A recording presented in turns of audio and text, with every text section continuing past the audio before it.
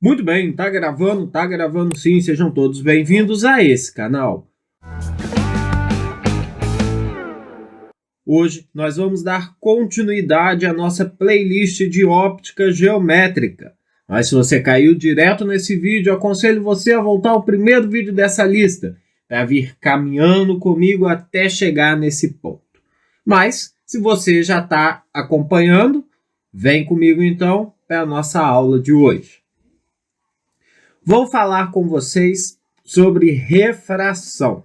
Então, gente, a refração é um fenômeno decorrente da mudança de velocidade na propagação da luz quando passa de um meio para o outro. Nós só precisamos tomar cuidado com uma coisa, pegadinha que ocorre. Sempre há mudança de velocidade, mas não necessariamente vai haver mudança na direção. Igual, eu coloquei essa figura aí. Essa figura aí, eu tenho aqui, em preto mais grosso aqui, a separação entre dois meios. Vamos dizer que esse meio de cima seja o ar e o meio de cima seja a água. Então, o S é a separação dos dois meios. Veio um raio luminoso e incidiu na separação desses dois meios, formando um ângulo de incidência. Com quem? Com a normal. Lembrando que em física, normal é uma reta suporte que tem 90 graus com a horizontal. Então, esse raio vai ser refratado, ou seja, vai passar do meio ar para o meio água e vai haver uma redução na sua velocidade. E, nesse caso, o meu raio refratado ele vai sofrer também um desvio na sua direção, né? Ele vai se aproximar da normal. Daqui a pouquinho nós vamos entender o porquê que ele se aproxima da normal, tá? Mas se, por exemplo, eu tivesse pego um raio luminoso incidindo aqui perpendicularmente à minha superfície de separação, se eu fosse desenhar normal, obviamente, né? A normal estaria aqui, ó, na mesma direção do raio.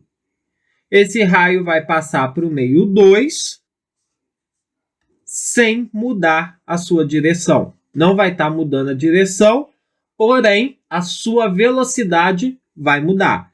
Sempre vai mudar a velocidade quando eu passo de um meio para o outro, não necessariamente a direção. E nós vamos trabalhar com diversos meios, né? A água, o ar, o óleo, o vidro. Mas é muito comum nós falarmos do dióptero, que é essa junção de dois meios, né? Água e ar. Por que nós trabalhamos muito com água e ar? Porque é o que está muito próximo do nosso cotidiano, tá? A luz vem pelo ar, incide na superfície de separação, é refratado para a água, sofrendo um desvio, mudando a sua velocidade de propagação. Já que muda a velocidade, vamos ver o índice de refração de um meio. O que é isso? Esse índice é o que vai interferir diretamente se o meu raio refratado vai estar mais distante ou mais próximo da normal. Vamos ver o índice absoluto. Índice de refração absoluta, gente, é a relação entre a velocidade da luz no vácuo e a velocidade da luz num determinado meio. A velocidade da luz no vácuo, ela sempre vai ser 3 vezes 10 na oitava metros por segundo. E a velocidade da luz num determinado meio, professor? Então, a velocidade da luz num determinado meio, ou o problema vai pedir para você determinar, ou ele mesmo vai dar, tá? Nós estamos trabalhando com 3 incógnitas. O N, que é o índice de refração. O C, que é a velocidade da luz no vácuo. E o V, que é a velocidade da luz no meio.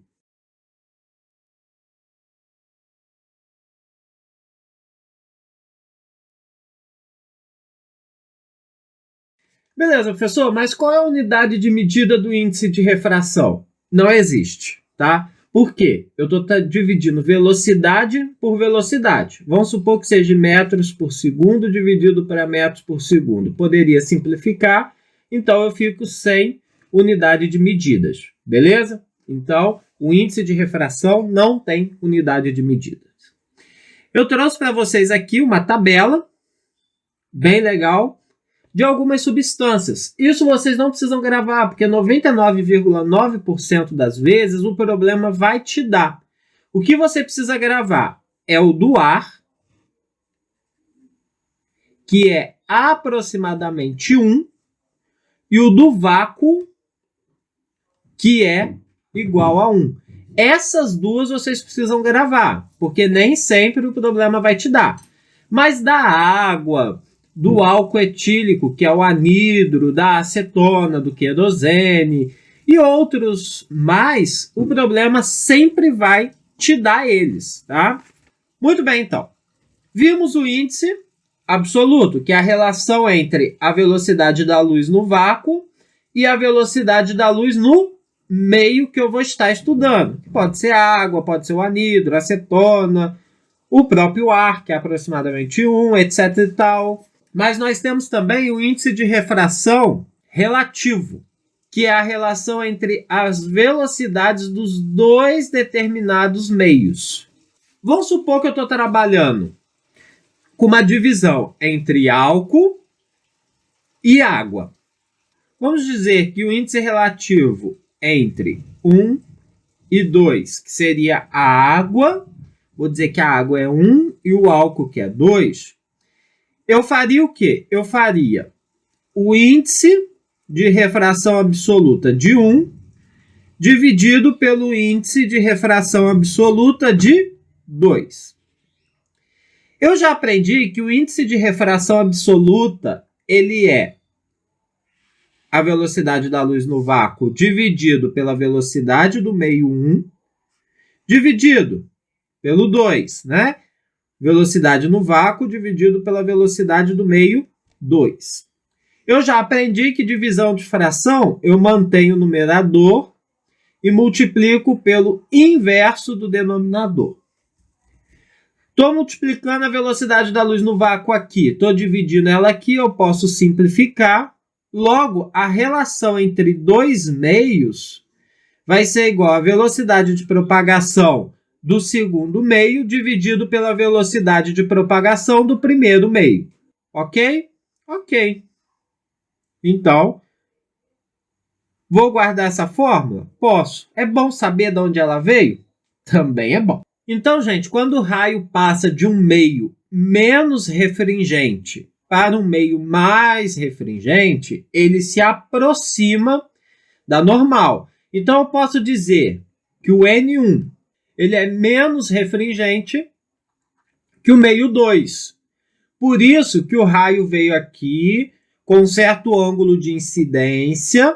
Aí, quando ele passou para o meio mais refringente, ele se aproximou da normal. Sempre vai acontecer isso. Com exceção do caso que ele vem perpendicularmente ao meio de separação, que aí não vai haver alteração na sua direção, apenas na sua velocidade. Beleza? Beleza. Então, quando eu olho para o desenho e vejo que o raio refratado está mais próximo da normal, eu sei que esse meio é mais refringente que o outro meio. Poderia até dizer que o meio 1 é o ar e o meio 2 é a água. Porque o ar ele é menos refringente que a água. O ar é aproximadamente 1 e a água eu vi que é 1,33. Ou seja, ele é mais refringente. A luz interage mais com a água do que com o ar. Beleza? Beleza. Tendo isso em vista, foi desenvolvido duas leis de refração. Vamos vê-las? A primeira lei é que o raio incidente, a normal, e o raio refratado são coplanares. O que quer dizer isso? Quer dizer que eles pertencem ao mesmo plano. Eu trouxe aqui um desenho para vocês entenderem. Ó. Aqui está a superfície de separação entre dois meios. Por exemplo, o ar e a água. O plano alfa ele é perpendicular à superfície de separação da água para o ar. E o raio incidente, a normal e o raio refratado pertencem a este plano.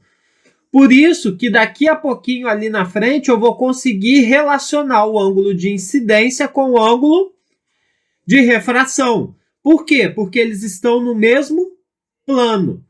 Com isso, foi desenvolvido, então, já que eles pertencem ao mesmo plano, a segunda lei, a lei de Snell-Descartes, que é o quê? Se eles pertencem ao mesmo plano, eu consigo relacionar o ângulo de incidência com o ângulo de refração. E é o quê? N1, o índice de refração no meio 1, vezes o seno do ângulo de incidência vai ser igual ao N2, o índice de refração do meio 2, vezes o seno do ângulo refratado. E uma coisa que eu quero que vocês observem, o índice de refração ele é inversamente proporcional ao seno do ângulo de refração. Por quê? Se eu aumentar o índice de refração, o que vai acontecer com o raio? Ele vai cada vez mais se aproximar da normal, não é verdade? É verdade. Se ele vai se aproximar da normal, o seno desse ângulo vai diminuir. Se eu diminuir o índice de refração, ele vai aumentar a distância entre o raio refratado e a normal, ou seja, o seno do ângulo vai aumentar. Por isso que eles são inversamente proporcionais. Beleza?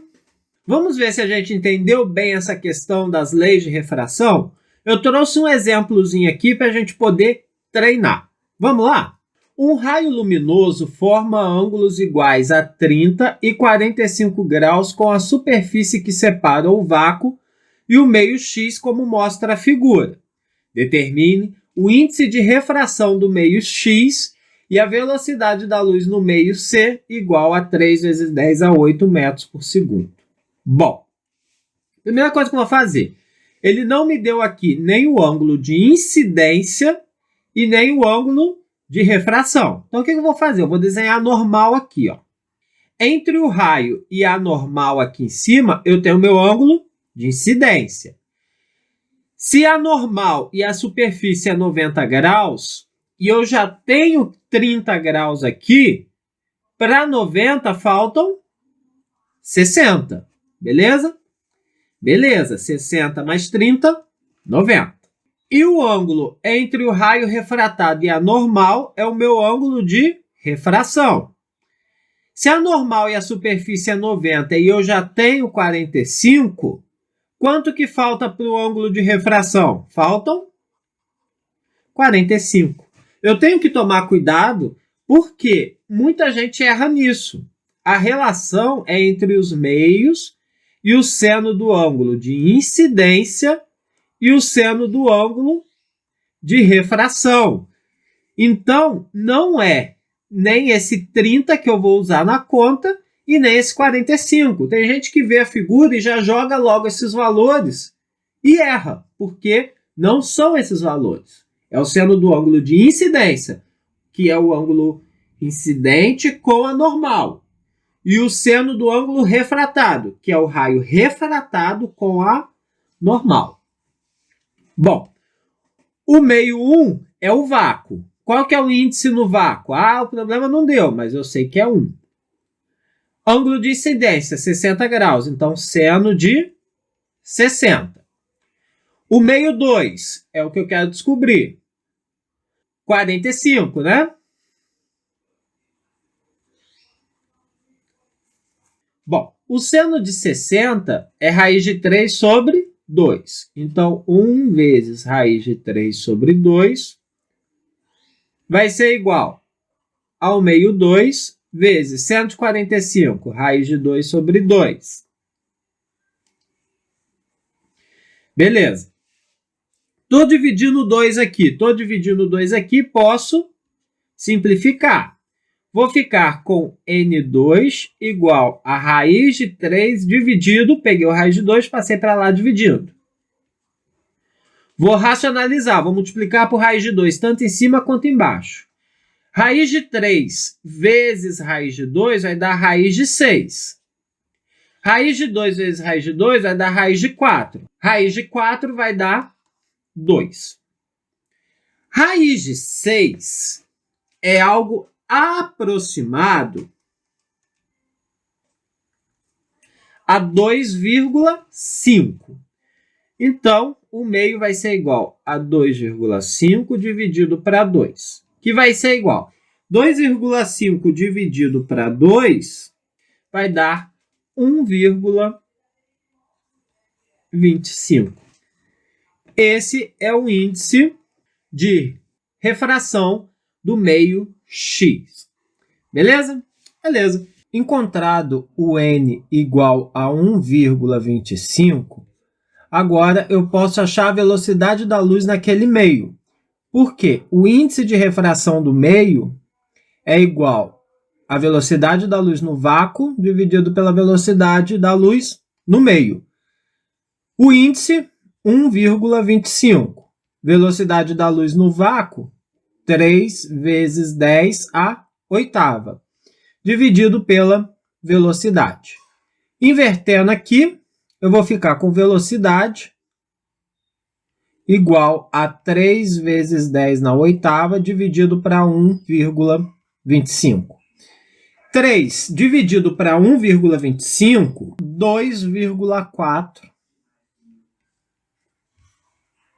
vezes 10 na oitava metros por segundo. Essa vai ser a velocidade no meio X. Se vocês conseguiram fazer, vamos dar continuidade. Se não conseguiram, aconselho a voltar um pouco o vídeo, assistir com mais cuidado e tentar desenvolver de novo. Bom, vamos ver a reflexão total. Esse fenômeno ocorre quando a luz passa de um meio mais refringente para outro meio menos refringente. Vou fazer um desenho aqui bem singelo, só para a gente poder entender, depois eu mostro a figura realmente bem feita, né? Vamos imaginar aqui são dois meios, né? Um mais e outro menos. Vamos pôr o ar e a água. O meio mais refringente é a água. Então, eu vou imaginar um raio luminoso partindo da água, incidindo na separação. Como o ângulo de incidência nesse caso é igual a zero, o que vai acontecer com o raio refratado? O raio refratado vai estar também com um ângulo de refração igual a zero. Beleza? Beleza. Vou fazer um outro desenho agora. Vou representar um raio saindo do meio mais refringente, que é a água.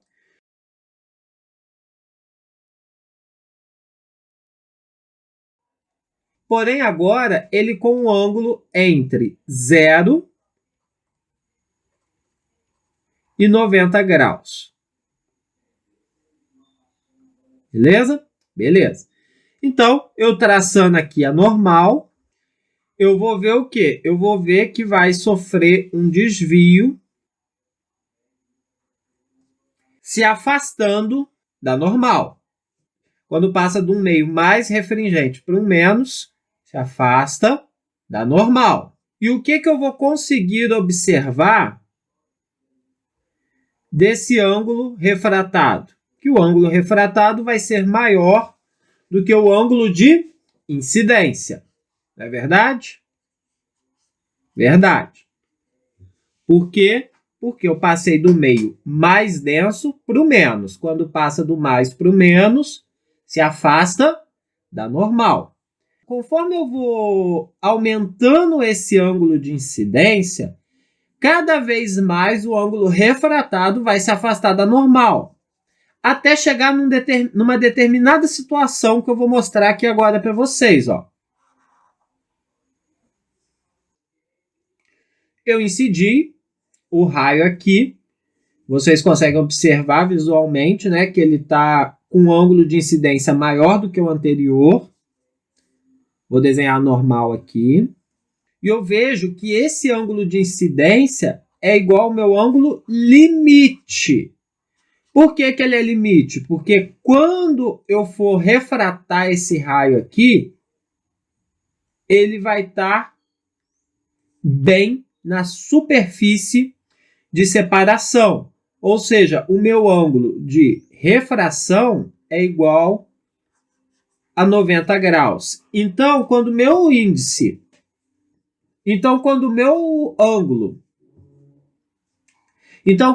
ângulo de incidência for no limite, o meu raio refratado ele vai estar na superfície de separação, ou seja, formando um ângulo de 90 graus.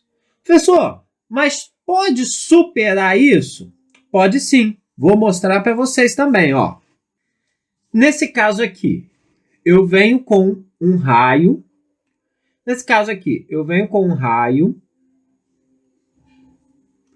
Em que eu traçando a normal, eu vejo que o ângulo de incidência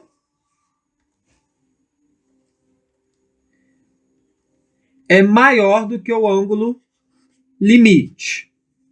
Quando acontecer isso, vai acontecer a refração total.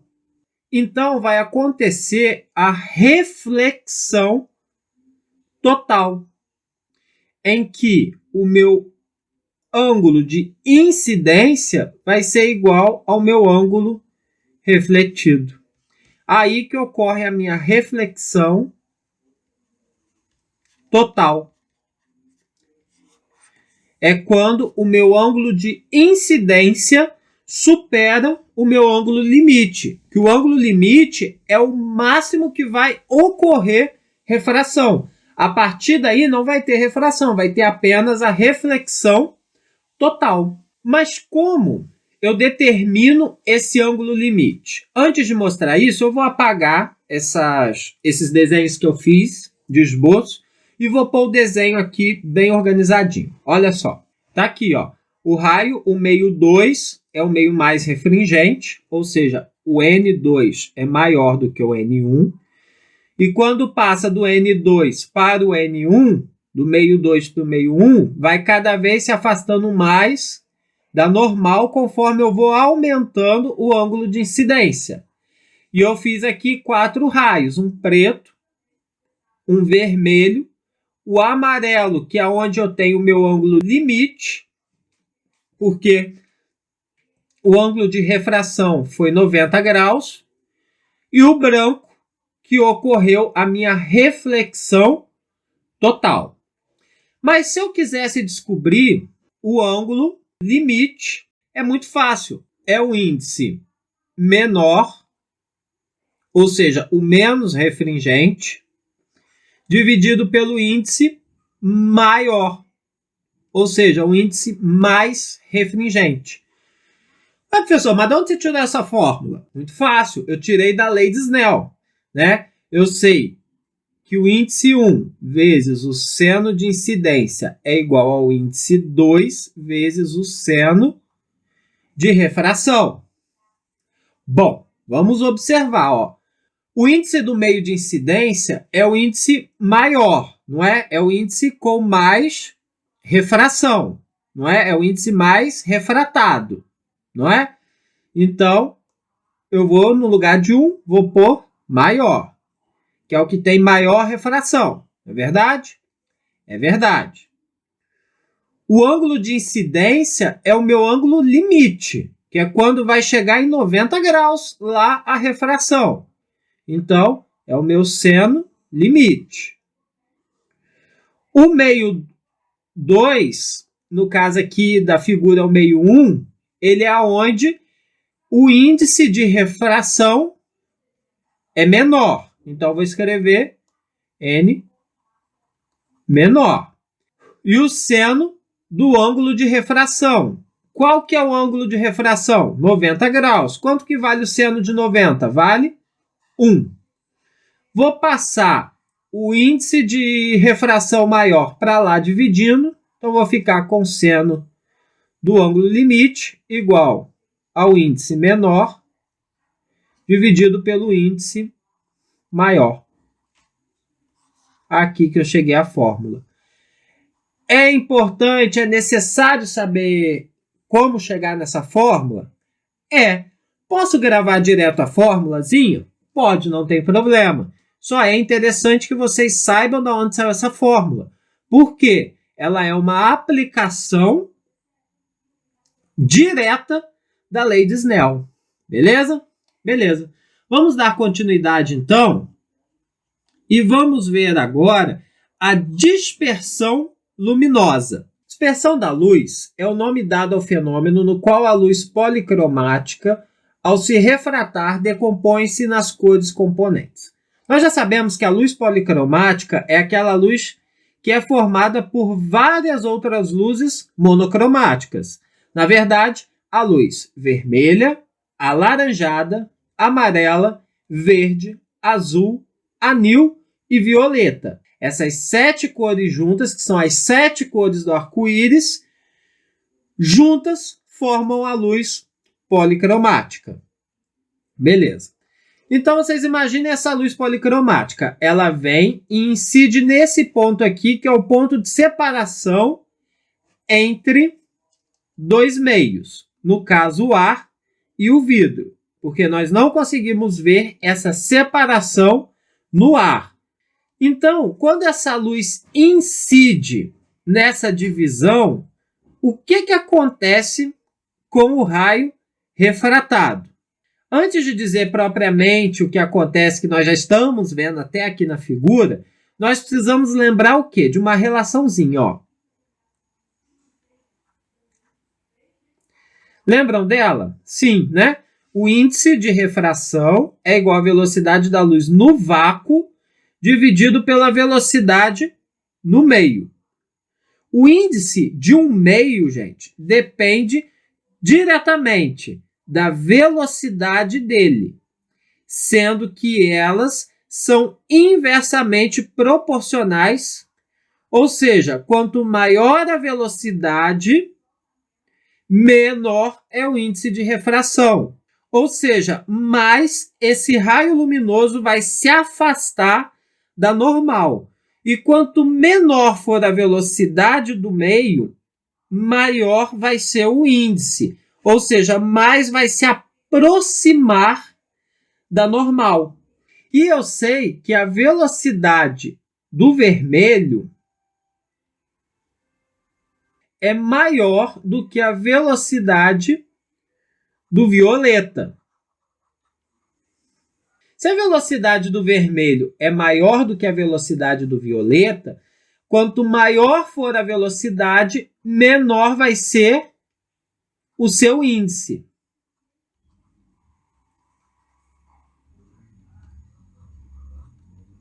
E eu já aprendi que quando o índice de refração é pequeno, mais distante da normal, aquele raio refratado vai estar. E quanto maior for o índice, maior vai ser a interação da luz. Quanto maior é a interação da luz, mais próximo da normal ele vai estar. E é o que eu consigo observar aqui na decomposição. O vermelho ele fica mais distante da normal. Por quê? Porque a sua velocidade é maior do que a das demais cores.